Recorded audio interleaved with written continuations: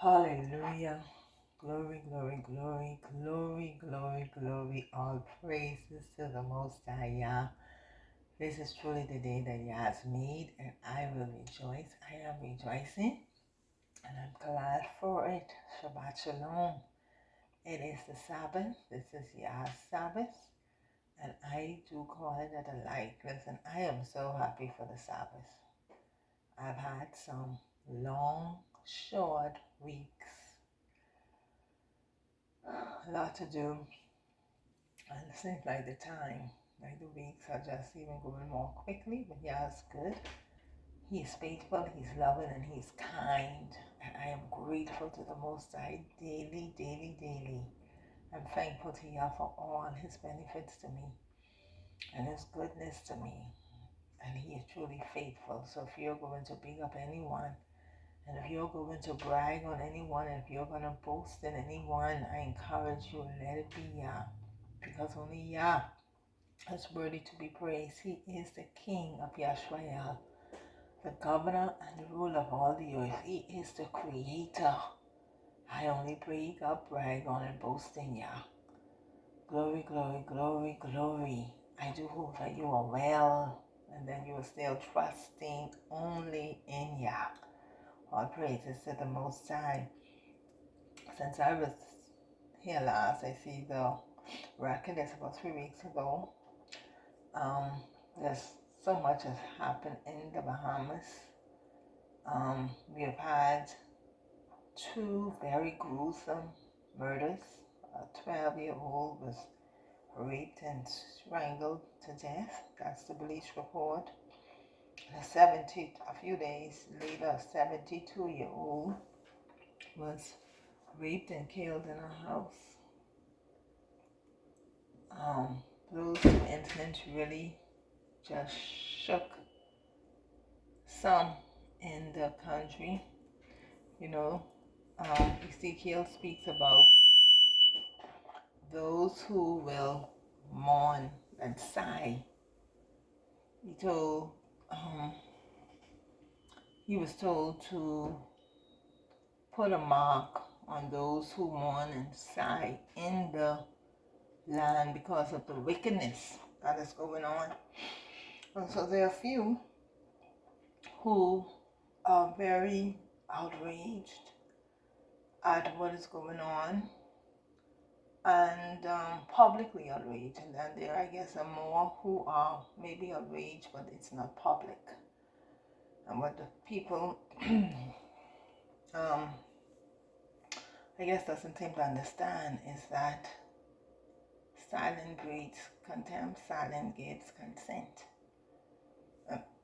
And when you remain very silent on an issue, it seems to send a message that it is okay. That is okay. And so when it comes to these kind of gruesome situations where women are raped and killed, I don't think the cry is loud enough. But I thank the Most High for the few that cry out and is calling for stiffer penalties. There was a debate about, there is a debate, ongoing debate, but the question came up again about the death penalty, capital punishment, which I am 100% for. I've always made it clear that I support the death penalty. And I want to be on record as saying that I support the death penalty. I think it is a disrespect to humanity when you can decide to take a life of someone else intentionally planned, and then you get to live and talk about you could talk about it and say certain things and don't show any remorse. I find that offensive. I find that insulting. And we have seen some intentional acts of murder in this country. Intentional. Just last night, I just saw a report where someone was killed because the argument over a parking lot. And I was like, Father, look at where we are now. They killing, fighting over a parking lot, a parking space, parking space. They had an argument about the parking space and one pull out the gun and shoot the other to death. So that's where we are in this country, and they having a debate talking about the death penalty is not a deterrent. And my argument was, and I put on Facebook, the Most High, the Creator, cannot deter a man from what he has purpose in his heart. The Bible tells us the heart of a man is deceitfully wicked. And we see from Cain time, Yah told Cain, sin is at your door, but you must master it. Cain turned around and still killed Abel because that was his intent. That was his purpose. That's what he wanted to do. You understand? And this is why I think in Genesis 6 and 9 or Genesis 9 and 6 says about when you intentionally take a life of another, your life should be taken in the same manner. You understand? And I support it 100%. 100%. You know, they have all these different kinds of, oh, well, you don't know if it's the right. Once it has been proven without a shadow of a doubt that you took the life of someone, like they get all these CVT cameras about. I saw one the other day, you could see the young man was white, and he take out his gun and shoot the person, and someone else come back with a stone and hit the person. He's then dead, but you still coming back and want hit him with a stone. But hang these people. Whatever you think is what they say humane, you doing hanging is inhumane, well, okay, give him the needle, whatever. But if you want to be intentional about taking the life of someone, who you think you are? You think you're the creator? That you decide who live and die? Come on, enough of that. Enough of that. You understand? Without any remorse. Someone do you wrong, you feel as if you have a right to take their life? Come on, off your head. Off with their head. That is my position. Off with their head. Had enough. It's disgusting what they're doing. And they're doing it blatantly now because they know that nothing will be done. Listen, there's a level of corruption in this country that is unprecedented. You understand? Early in the year, there was a YAH'S truck robbery. So much millions of dollars just disappeared. After that, you had 2 or 3 of the young men who they alleged was involved was killed. So you could see that someone is trying to cover their steps. Now you have their alleged big-time DAU inspector was caught up in this, right? He was put on some kind of leave, they say. It's reported that he was seen at other crime scenes after the fact. Okay. Young man at the airport.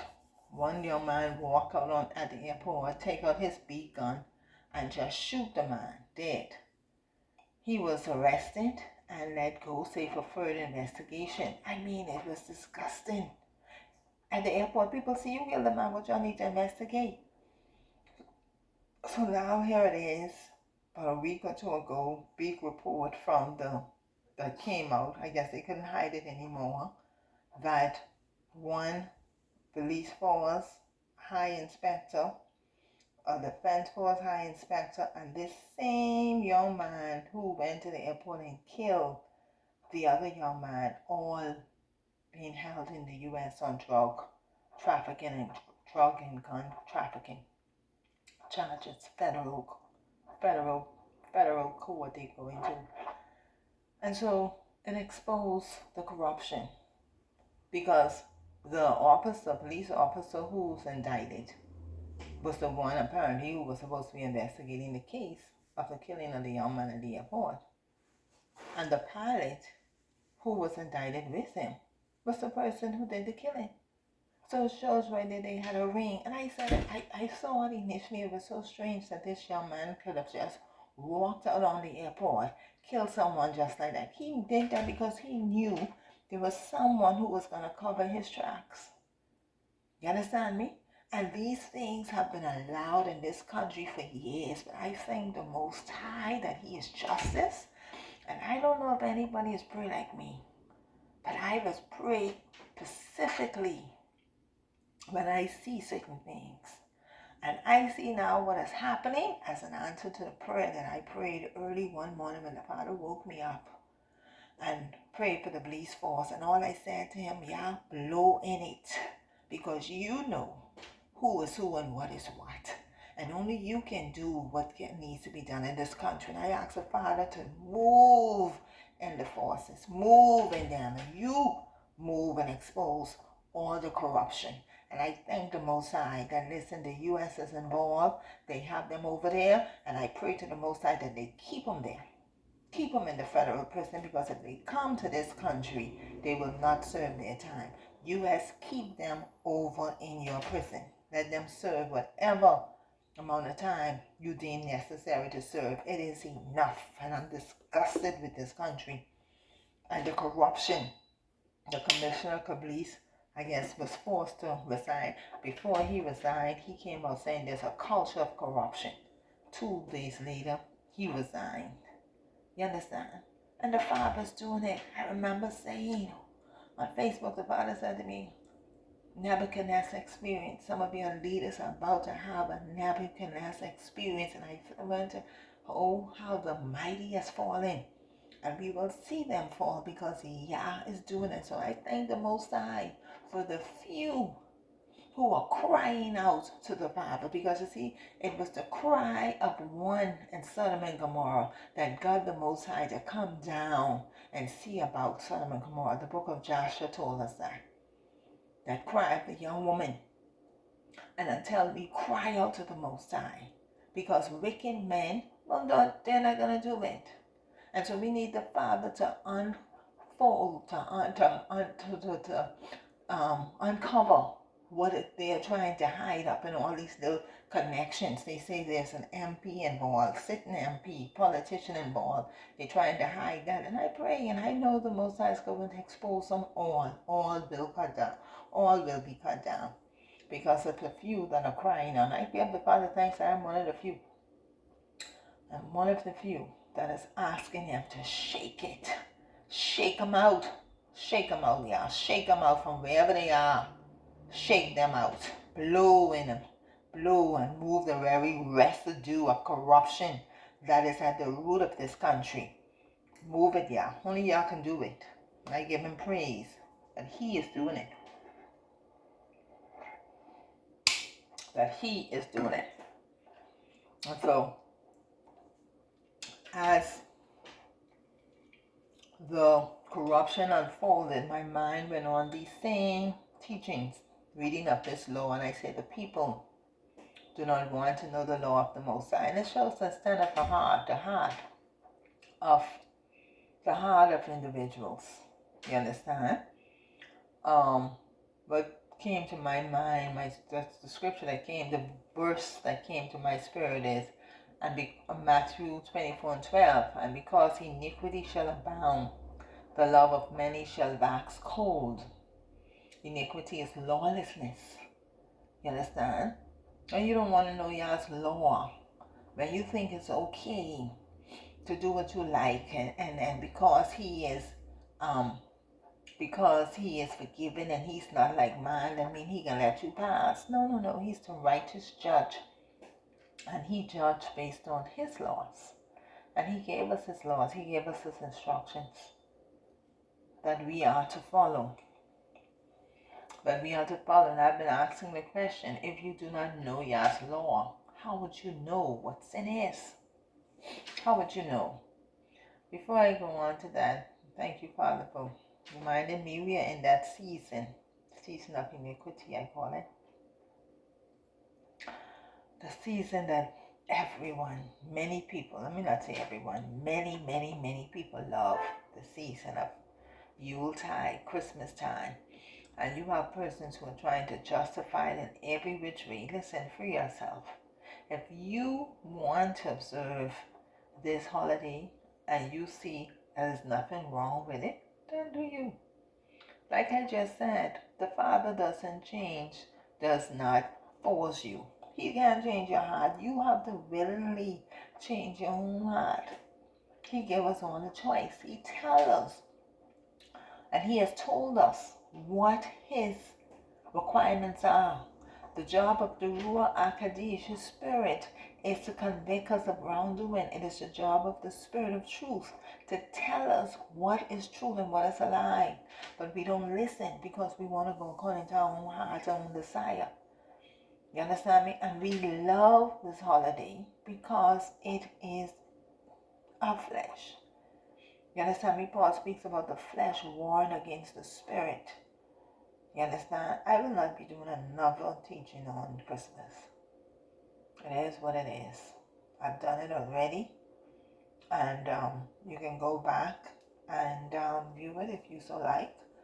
But like I said to someone very recently, Leviticus 23 records what Yah gave us to observe. His feast days, and Christmas was not in it. You understand? And so you can observe Christmas if you so decide, but you can't say it's what the Father wants you to do.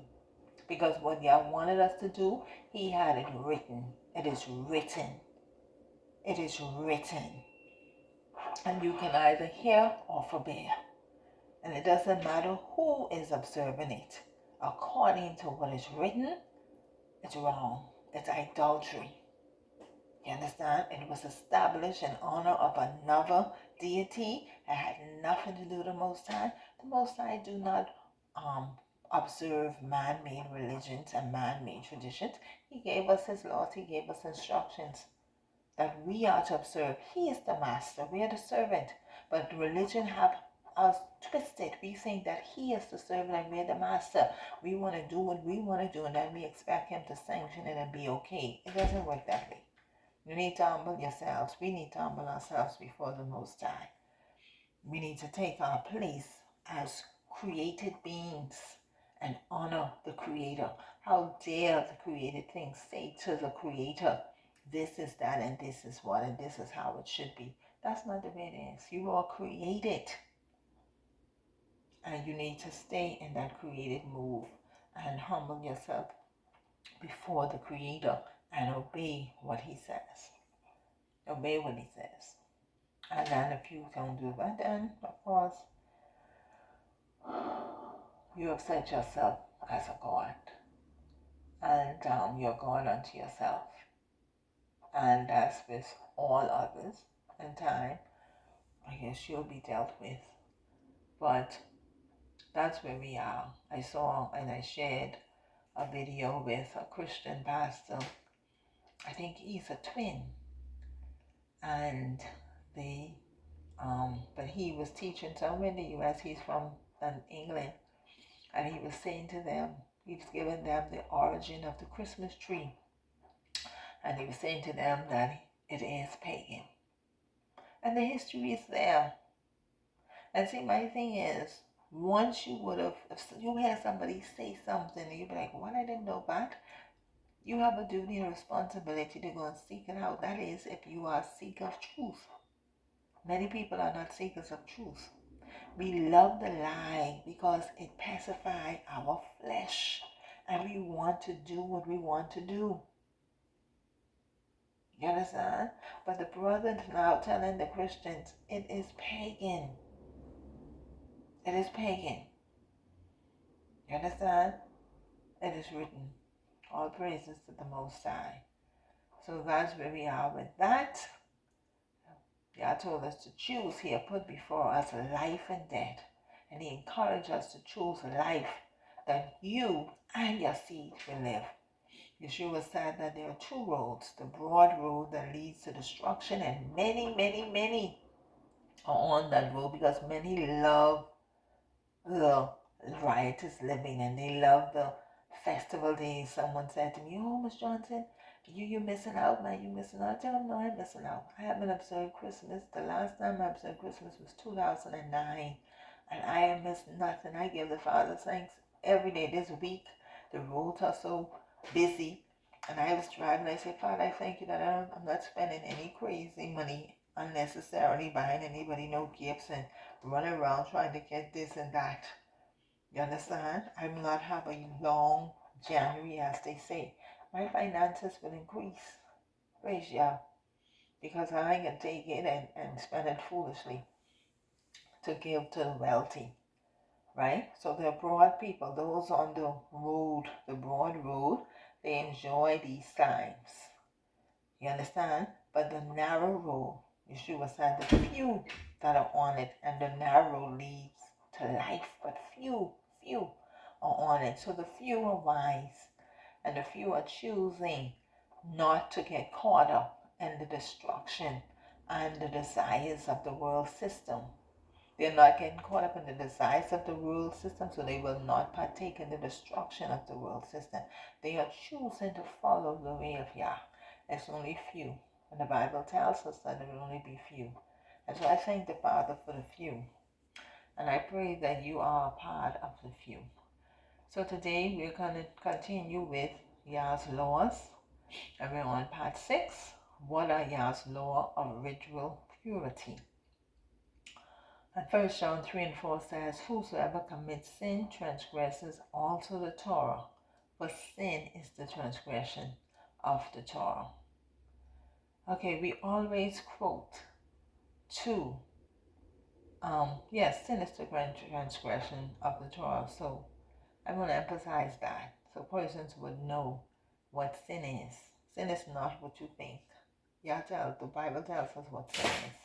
These very laws, when you do not observe them, you are transgressing Yah's laws. That is what is sin. So we always quote 2 Corinthians 6:16 to 18, which states, and what agreement had the temple of Yah with idols? For ye are the temple of the living Yah. As Yah had said, I will dwell in them and walk in them, and I will be their Elohim, and they shall be my people. Wherefore come out from among them, and be ye separate, says Yah, and touch not the unclean thing. And I will receive you, and will be a father unto you, and ye shall be my sons and daughters, says Yah Tasaphot. But what is the unclean thing that Yah is speaking about? We say, and it's been said, that the laws are done away with. But Paul is telling the Corinthians a law that Yah gave to Yisrael and what is known as the early church.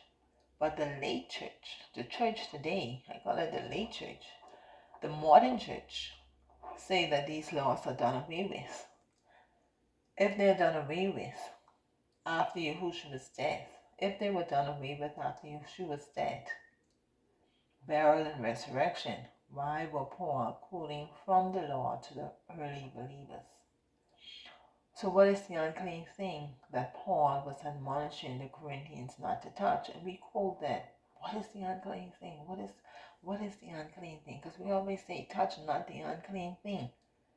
What is the unclean thing? Okay, so we're going to look at Yah laws of purity, and there are 18 laws of purity.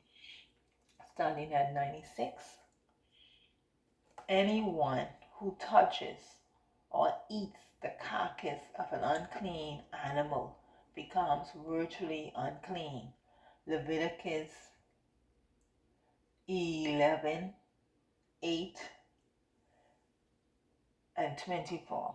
Of their flesh shall ye not eat, and their carcass shall ye not touch. They are unclean to you. And for these ye shall be unclean. Whosoever toucheth the carcass of them shall be unclean until the evening. We're looking at what is the unclean thing that Paul spoke about. And we're looking at the ritual purity laws. These laws will tell us what the Most High deemed unclean. Okay? 97. Anyone who touches or eats the carcass of a clean animal that dies of itself or is torn by wild animals becomes virtually unclean. Leviticus 11:39 to 40. And if any beast of which ye may eat die, He that touches the carcass thereof shall be unclean until the evening. And he that eateth of the carcass of it shall wash his clothes, and be unclean until the evening. He also that beareth the carcass of it shall wash his clothes, and be unclean until the evening.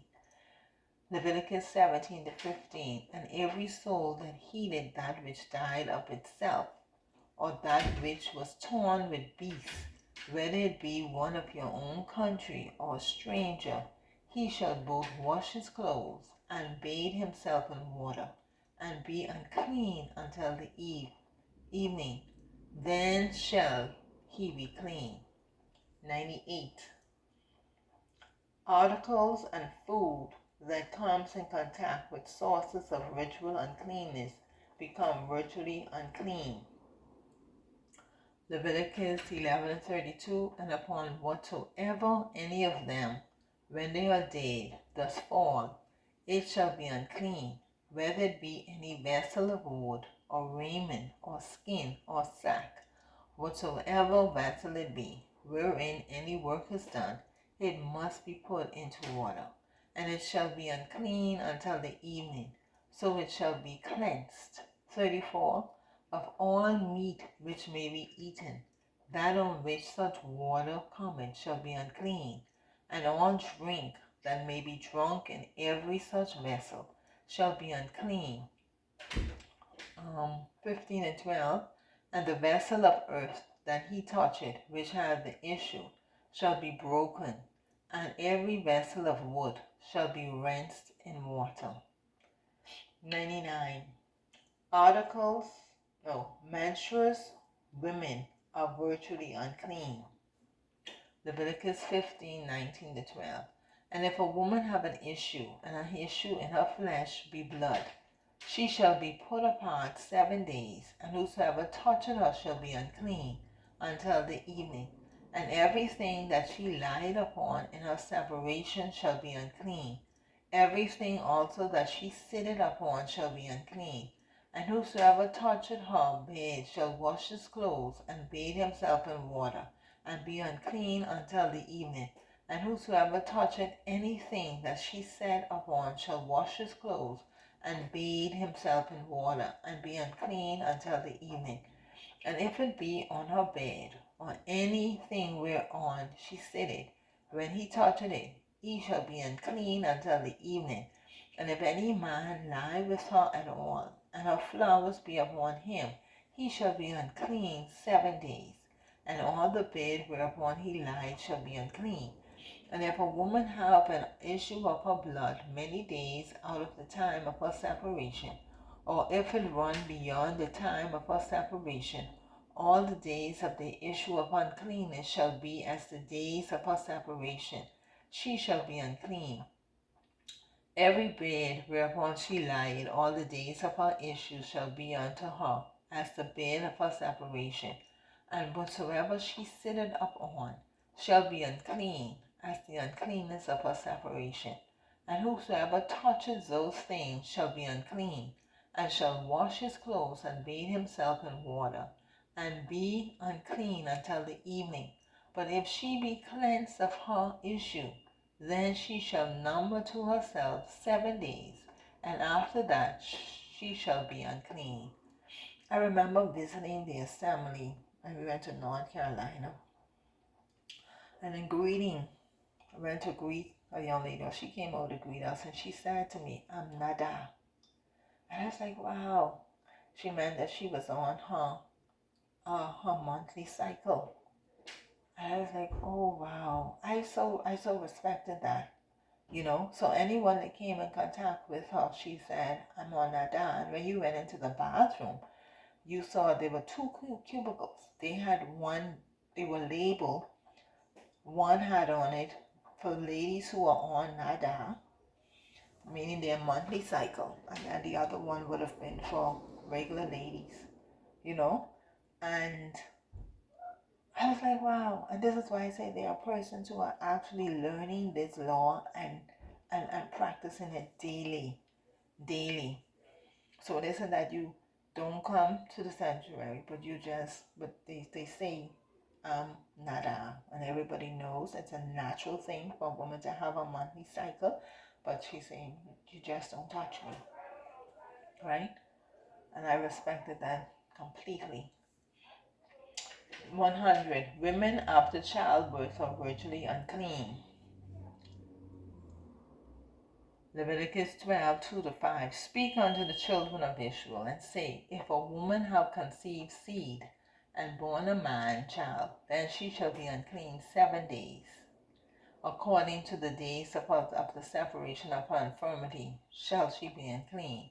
And in the 8th day the flesh of his foreskin shall be circumcised, and she shall then continue in the blood of her purifying 30 days.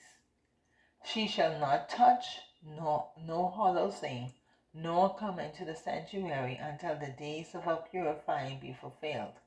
But if she bear a maid child, then she shall be unclean 2 weeks, as in her separation, and she shall continue in the blood of her purifying 66 days. Now this was something that I think I mentioned before. When I was growing up and a woman had a baby, she was separated for at least, I think they were saying like 6 weeks. 6 weeks after you have a baby, you were supposed to stay inside your house. And I remember Mama, when a woman had a baby and she came out amongst people, I remember my grandmother saying, she brassy, she brassy. And I was like, you're the smartest of what you talking about. But they frowned upon it. The older folks frowned upon you as a woman having a baby and coming out in public right away. Right? And so that tradition, or I believe, stemmed right from this law here, Leviticus 2, 12, 2 and 5. After you have a baby, you're supposed to separate. Now, it is evident that we are no longer keeping this. This is not even mentioned, because you would find that some women, when they go back for their 6 weeks checkup, they're already pregnant. They're already pregnant, which means they are not separating themselves. They're not giving their body time to heal. And the Most High is about our healing. You understand me? And so this was to give the woman's body time to heal, to recover from the pregnancy. When you're having a baby, your body going through trauma. That's an experience. And so for you to have sexual intercourse before that time, you ain't giving your body no amount of time to heal, to rest. You understand me? And many women, when they go back to have that first doctor visit, they found out that they were pregnant. Right?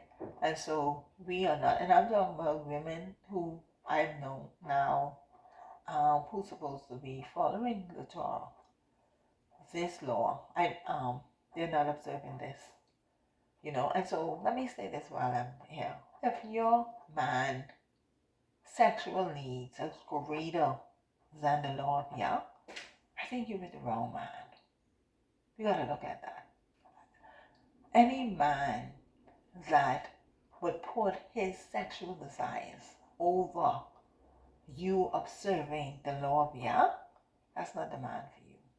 You need a man that's going to lead you into the path of righteousness for Yah's sake, which means that his flesh is controlled by the law. He has on the girdle his loins with truth, which means that he has brought his sexual desires in subjection to the law of the Most High. You understand me? And so these are the things that women that we need to be concerned about when we are selecting a husband.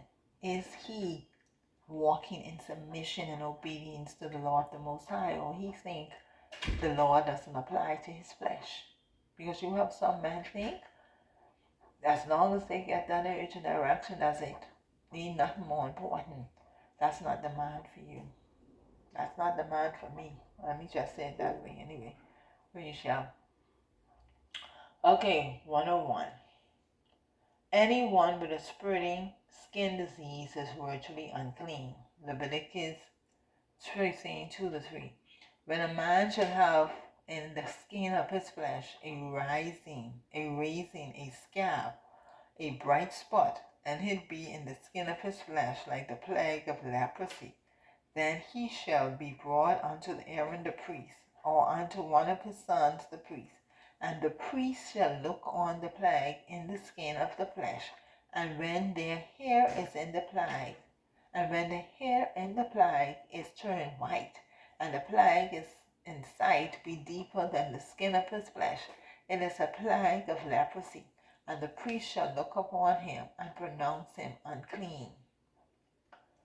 102. Any clothing contaminated with a spreading disease is virtually unclean. Leviticus 13 and 47. The garment also that the plague of leprosy is in, whether it be a woolen garment or a linen garment, and the priest shall look upon the plague and shut up it that had the plague 7 days, and he shall look at the plague on the 7th day. If the plague is be spread in the garment, either in the warp, or in the roof, or in a skin, or in any work that is made of skin, the plague is a fretting leprosy. It is unclean. Thank you, Father. Father, what is that? Okay, that was verse 50 to 51. And the priest shall look upon the plague and shut up it that had the plague 7 days, and he shall look on the plague on the 7th day. If the plague be spread in the garment, either in the warp, or in the roof, or in a skin, or in any work that is made of skin, the plague is ready. Leprosy, it is unclean. All praise is the Most High. I want to remember to the subscribers, thank you for subscribing. I am Adassa Johnson, servant of Yah, and I am recording off camera because that is what the scripture Father has instructed me to do for the reading of these laws. And I said as I started this morning, this is what I should have been doing from the break. Reading off camera, so the focus would not be on my appearance, on people so distracted by looks, which I find annoying. And so the focus is supposed to be on the word. The word. We are so easily distracted. And so I want to welcome you to the channel, and just wanted to say that. So, okay, we can continue. Psalms 103. Law 103. A house contaminated by a spreading disease is virtually unclean. Leviticus 14, 34 to 44. When ye come into the land of Canaan, which I give to you for possession, and I put the plague of leprosy in a house of the land in your possession, and he that owneth the house shall come and tell the priest, saying, It seemeth to me there is as if it were a plague in the house. Then the priest shall command that they empty the house before the priest go in to it to see the plague, that all that is in the house be not made unclean. And afterward the priest shall go in to see the house, and he shall look on the plague, and behold, if the plague be in the walls of the house with the hollow stakes, greenish or reddish, which in sight are lower than the wall, then the priest shall go out of the house to the door of the house, and shut up the house 7 days, and the priest shall come again the 7th day, and shall look. And behold, if the plague be spread in the walls of the house, and the priest shall command that they take away the stones in which the plague is, and they shall cast them into an unclean place without the city. And he shall cause the house to be scraped within round about, and they shall pour out the dust that they scraped off without the city into an unclean place. And they shall take other stones and put them in the place of those stones. And he shall take other mortar and shall plaster the house. And if the plague come again and break out in the house, after that he had taken away the stones, and after he had scraped the house, and after it is placid, then the priest shall come and look, and behold, if the plague be spread in the house, it is a fretting leprosy. In the house, it is unclean.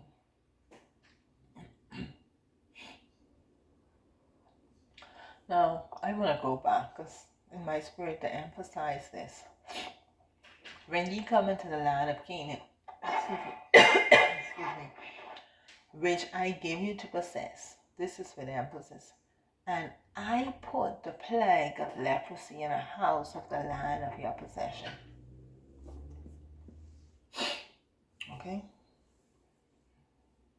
I just felt the need to emphasize that. And I put the plague of leprosy.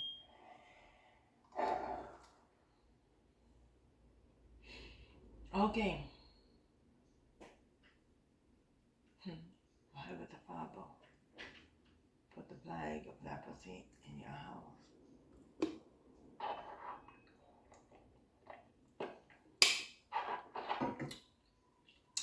Okay, 104. A man having an abnormal discharge is virtually unclean.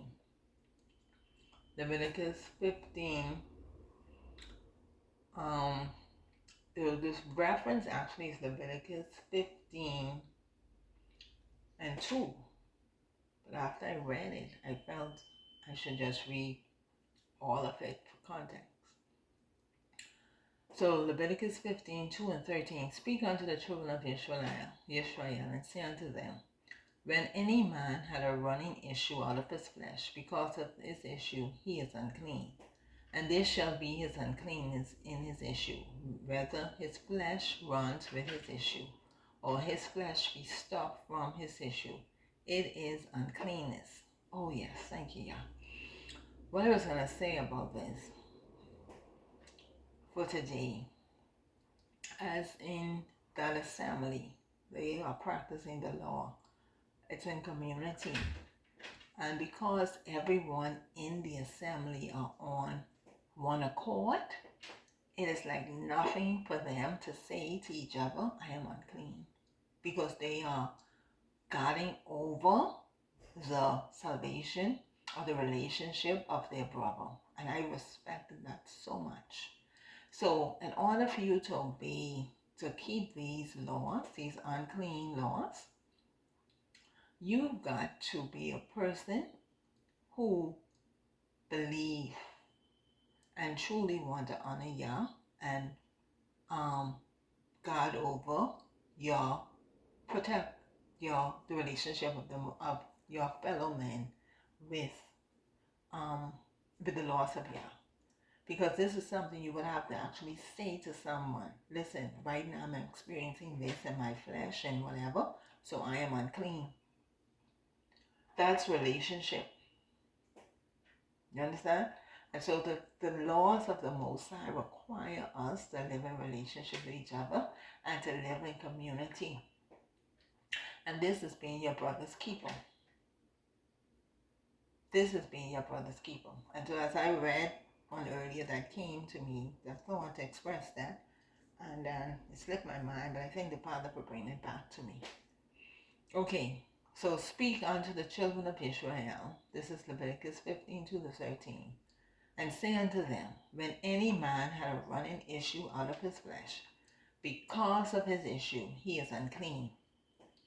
And this shall be his uncleanness in his issue, whether his flesh run with his issue, or his flesh be stopped from his issue. It is his uncleanness. Every bed whereon he lied that had the issue is unclean, and everything whereupon he sitteth shall be unclean. And whosoever toucheth his bed shall wash his clothes and bathe himself in water, and he be unclean until the evening. And he that sitteth on everything whereon he sat, that had the issue, shall wash his clothes and bathe himself in water, and be unclean until the evening. And he that toucheth the flesh of him that had the issue shall wash his clothes and bathe himself in water, and be unclean until the evening. And if he that had the issue spit upon him that is clean, then he shall wash his clothes and bathe himself in water, and be unclean until the evening. And what saddle soever he rideth upon that had the issue shall be unclean. And whosoever toucheth anything that was under him shall be unclean until the evening. And he that beareth any of those things shall wash his clothes, and bathe himself in evening, and be unclean until the evening. And whomsoever he toucheth that had the issue, and had not rinsed his hands in water, he shall wash his clothes, and bathe himself in water, and be unclean until the evening. And the vessel of the earth that he toucheth, which had the issue, shall be broken, and every vessel of wood shall be rinsed in water. And when he that had an issue was cleansed of his issue, then he shall number to himself 7 days for his cleansing, and wash his clothes, and bathe his flesh in running water, and shall be clean. So, to say to somebody, I'm experiencing that, you have to be living in community and in relationship with people. And today we have so much pride. We have so much pride, and then too, our minds are so not changed.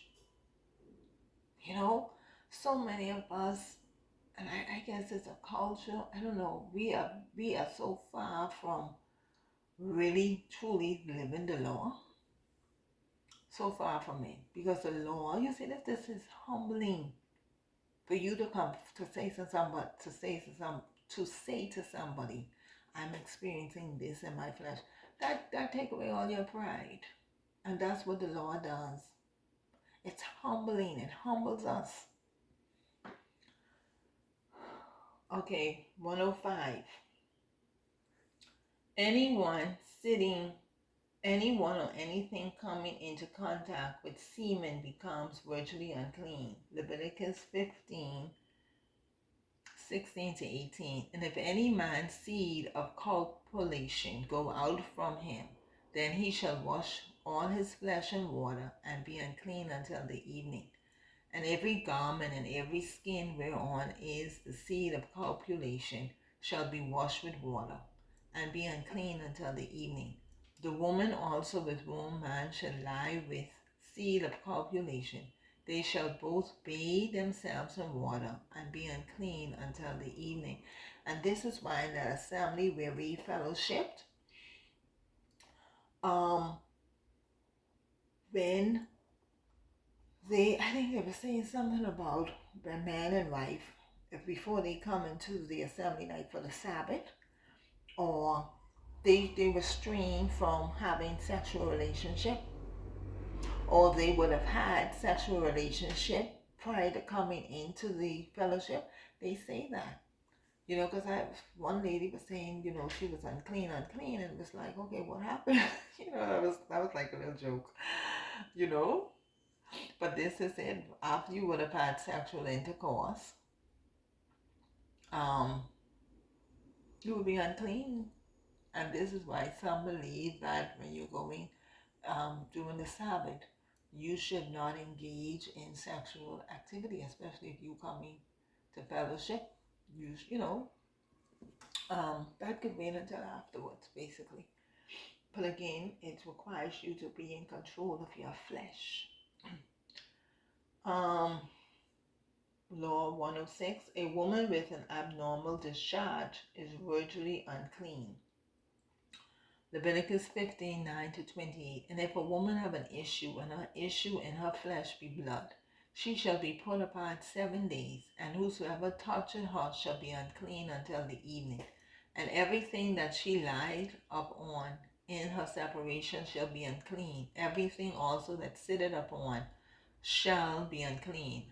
And whosoever toucheth her bed shall wash his clothes, and bathe himself in water, and be unclean until the evening. And whosoever toucheth anything that she sits upon, shall wash his clothes, and bathe herself in water, and be unclean until the evening. And if it be on her bed,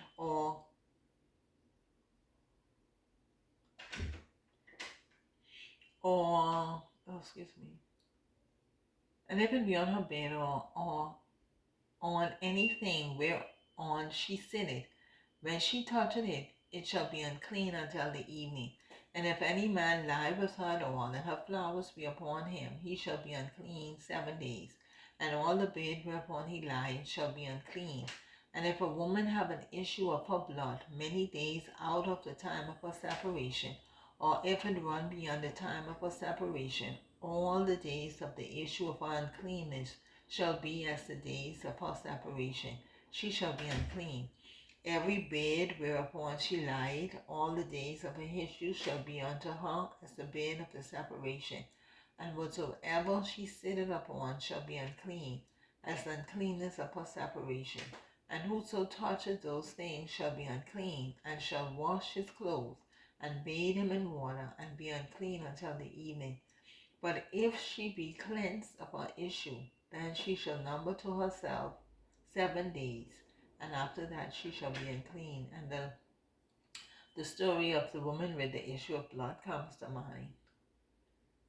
And reading that, she had an issue of bleeding for many years, and she touched the hem of Yeshua's garment, the 6 6, because that's what M is. If you look up the word M there, it actually says the 6 6. As I read that, I was wondering at the time, at her time, why was it that she did not receive healing? That's something to look at. Because many times when people speak of that, they say they speak down against the law. I heard someone say, in her culture she was cast aside because of her uncleanness, because of her issue. But when Yeshua came, she received healing. And so, at that time, why, I'm thinking prior to seeing Yeshua, why didn't she receive healing?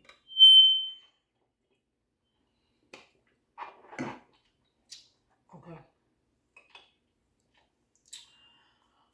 Okay, 107. That's just a thought. 107. A human corpse, and anyone who touches it is virtually unclean. Numbers 19, 11, and 14. He that toucheth the dead body of any man shall be unclean 7 days. He shall purify himself with it on the 3rd day, and on the 7th day he shall be unclean. But if he purifies not himself the 3rd day, then the 7th day he shall not be clean. Whosoever toucheth the dead body of any man that is dead, and purify not himself, defileth the tabernacle of Yah, and that soul shall be cut off from Israel, because the water of separation was not sprinkled upon him. He shall be unclean. His uncleanness is yet upon him. This is the law. When a man die in a tent, and all that come into the tent, and all that is in the tent shall be unclean 7 days. Now listen, think about the funerals that are so elaborate today. They take in the dead body inside of the church, right? The assembly that I fellowship with here, when they have a funeral, they don't have the dead body in the church. You shouldn't have the dead body inside the building where you go to worship the Most High. So a lot of these churches is unclean. Understand? But again, we don't practice this. You can imagine when I went to my aunt's funeral, I didn't sit inside the funeral. I didn't sit in the church. I sat on the outside. I'm just learning this now, but I knew it was something about, well, it was a Sabbath too. I wasn't going into no funeral on the Sabbath, but I still wanted to fellowship with my family. But I sat on the outside. But I remember this law in terms of dead, not touching the dead. And I also know the assembly where I fellowship, they don't have dead body inside the sanctuary, And that's very interesting. You imagine like today is Sabbath, how many churches now having funerals and the dead body inside the church. That is nowhere in the Bible. I don't know where that started, where you have the dead people sitting up in the coffin in the church. I don't know, but that's a very sacrilegious practice, very unclean. Okay, 108. The purification water purifies the virtually unclean. Numbers 19:9. And a man that is clean shall gather upon the ashes of the heifer and lay them up without the camp in a clean place, and it shall be kept for the congregation of the children of Israel for water of separation. It is a purification for sin. 109. A human corpse and anyone who touches 109. Ritually purification must be by laundering, ablution, and making atonement through the priest.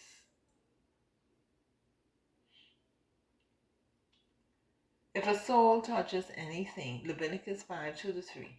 If a soul touches anything, whether it be a carcass or of an unclean beast, or a carcass of an unclean animal, or the carcass of an unclean creeping thing, if it be hidden from him, he also shall be unclean and guilty. Or if he touched the uncleanness of a man, whatsoever uncleanness it be, that a man shall be defiled without, and it be hid from him, when he knoweth of it, then he shall be guilty. 5-6. And it shall be when he shall be guilty in one of these things, that he shall confess that he had sinned in that thing, and he shall bring his trespass offering unto Yah for his sin which he had sinned, a female from the flock, a lamb or a kid of the goat, for sin offering, and the priest shall make an atonement for him concerning his sin. 15-27. And whosoever toucheth those things shall be unclean, and shall wash his clothes, and bathe himself in water, and be unclean until the evening. Okay, 1:10. Those ritually unclean of a spreading skin disease shall follow the specified purification procedure. Leviticus 4:2. This shall be the law of the leper in the day of his cleansing. He shall be brought unto the priest. Law 1:1, Law 1:11. Those unclean of a spreading skin disease must shave off all their hair. Leviticus 14:9 and 14:9. But it shall be on the 7th day that he shall shave all his hair off his head, and his beard, and his eyebrows, even and all his hair he shall shave off, and he shall wash his clothes. Also he shall wash his flesh in water, and he shall be clean. Law 1:12. Those unclean of a spreading skin disease must be easily distinguishable. Leviticus 13:45. And the leper in whom the plague is, his clothes shall be rent, and his head bare, and he shall put a covering upon his upper lip, and shall cry, unclean, unclean. Wow. Okay, and the last law for ritual purity, law 113. The ashes of the red apple are to be used in ritual purification. Numbers 9:2. This is the ordinance of the law which Yah had commanded, saying, Speak unto the children of Israel, that they bring thee a red apple without spot, wherein is no blemish, and upon which never came yoke. And a man that is clean shall gather up the ashes of the apple, and lay them without the camp, in a clean place, and it shall be kept for the congregation of the children of Israel, for a water of separation. It is a purification for sin. So that would end the reading of the ritual purity laws. which I find very interesting. Um,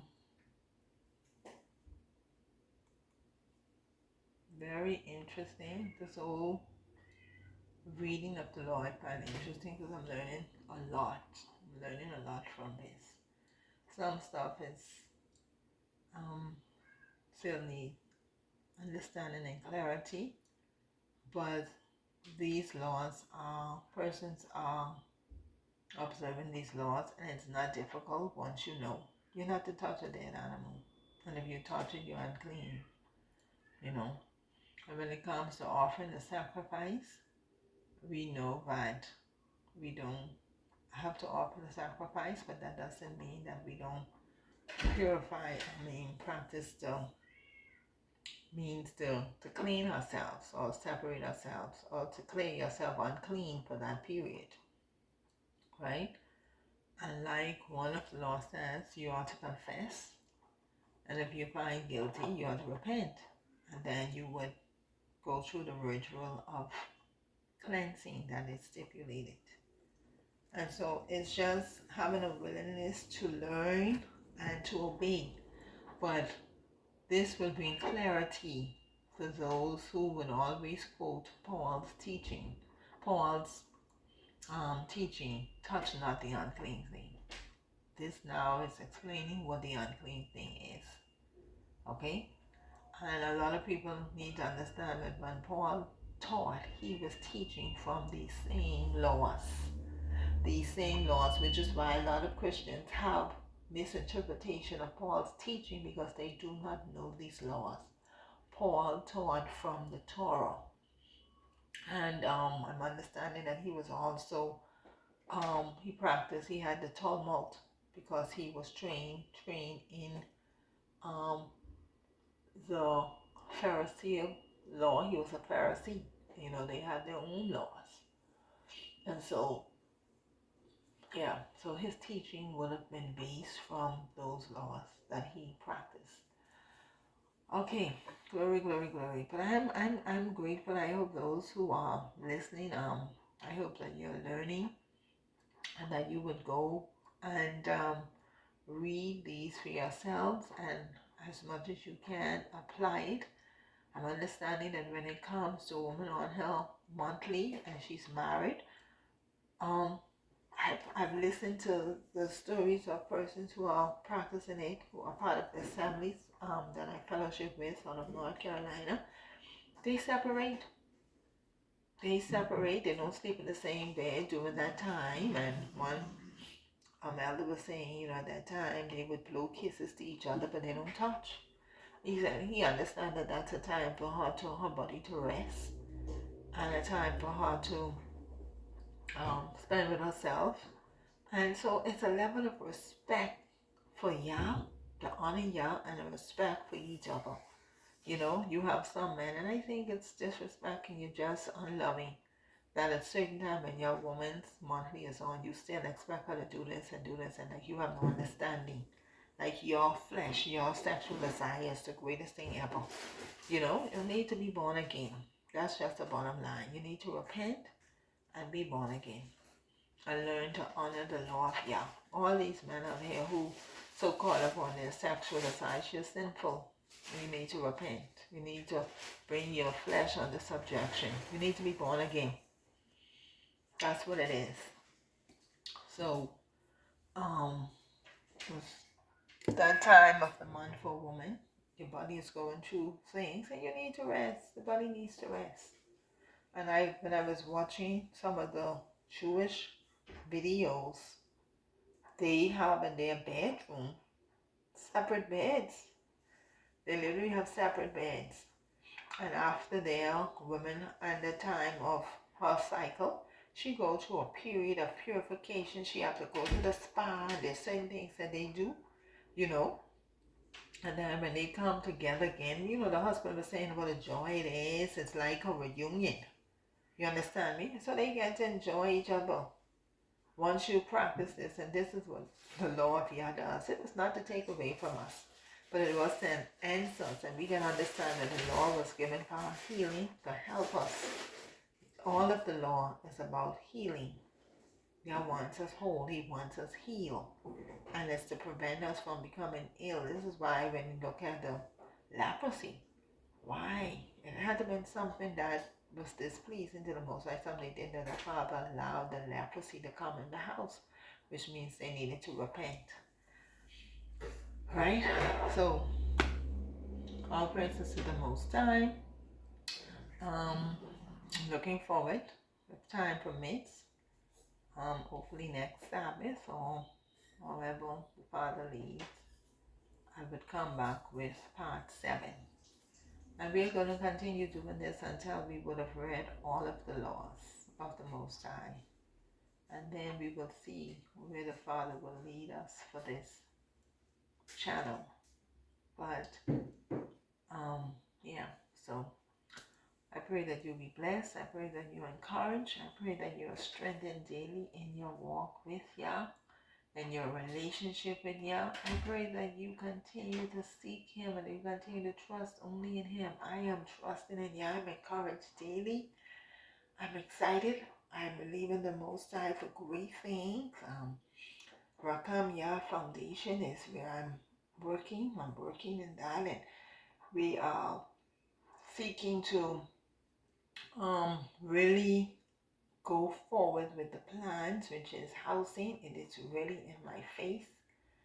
Really in my face. Now I have people literally saying to me, Miss, I need somewhere to live. And years ago when the Father had people coming to me saying to me, I need this, I need that. I said, Father, why are these people coming to me?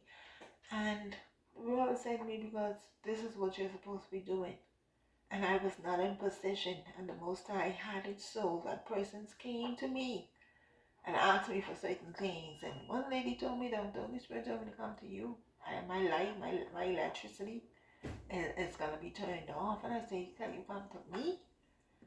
And so I thank the Father for what He's doing.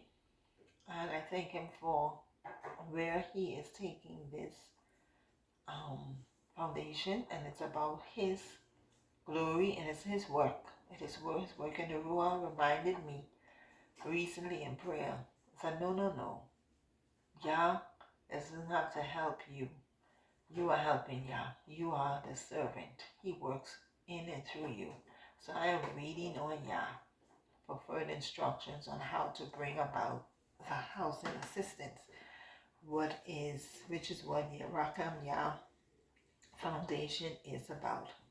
It's a housing. It is a housing assistance NGO where we will offer long-term and short-term housing for people who are homeless, especially those with mental illness. And that is where I am. That is where I am right now. And so I want you to continue to pray. And we believe in the Most High. We're waiting on Him for instructions on the facility. And yeah, but it's not in my spirit to beg. We will not turn down donations. I would say to people what we're doing and leave it up to you. But I believe in the Most High to finance this. I'm just expecting a greatness. It was the Father was waiting on me to get in position to get my mind right, to understand what it is that He's requiring of me. And I feel right now that I am finally in that place, that I understand the purpose and what it is that the Father requires of me. And so I say for the first time in my life, I feel that I am in place, that Yah can use me to fulfill the purpose that He has for my life in the earth. I'm in place. And so I thank the Most High for that. And so we'll continue to bring you updates, but this is what Yah is doing in the earth. And I'm getting ready to separate myself from some people, believe you me, because I'm about the work. I don't have time to talk, long talk. If you're going to work, work. If you're going to give, give. You understand? That's just the long and short of it. There are people who are in need. And I don't need no long debates. And if you don't feel convicted, and if you have an issue and you feel, oh, they need to do this and oh, they need to do, then you keep your little gift right over there with you and your mind. I don't want nothing that's not from your heart. I'm not that kind of a person, you know. And I tell people that I was going through and I didn't have, I didn't borrow, and I didn't beg. You understand? And with doing the work of the Most High, it is the same thing. Yah is, and I'm gonna be able to say, Yah do it. Yah did it. All praises and glory to the Most High Yah. Yah did it. You understand? The earth belongs to Yah. The world and they that dwell therein. The wealth of riches is his.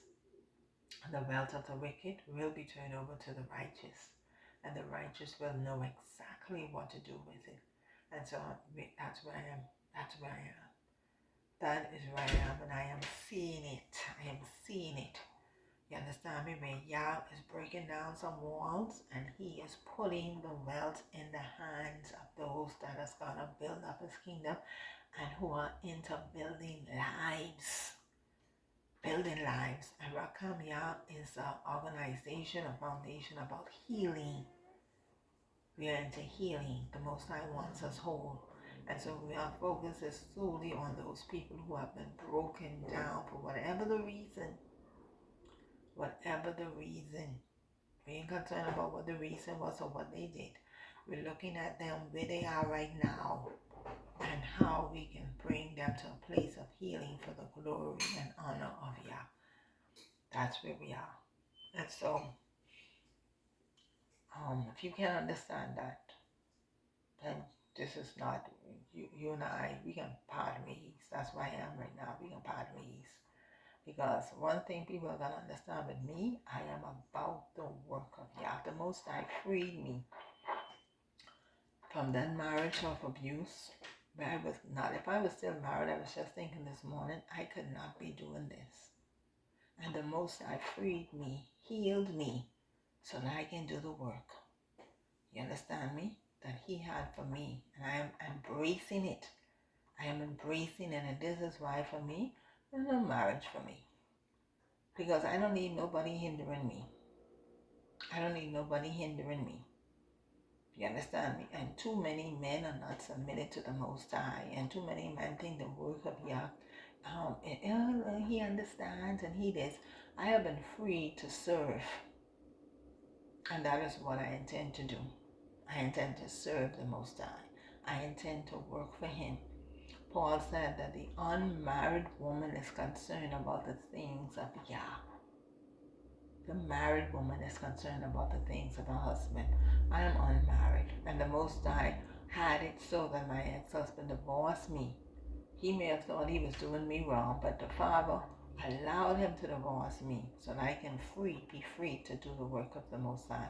And that is what I intend to do. And I'm enjoying right now. I'm excited. I was so excited the other day when we were able to house a family of three, help them to get a place to live after living, being homeless and really struggling. And I was so excited about that. So I give the Father thanks. I give him thanks for what he's doing. I give him thanks that the purpose that is being unfolded right before my eyes, and I'm seeing what Yah desired to do.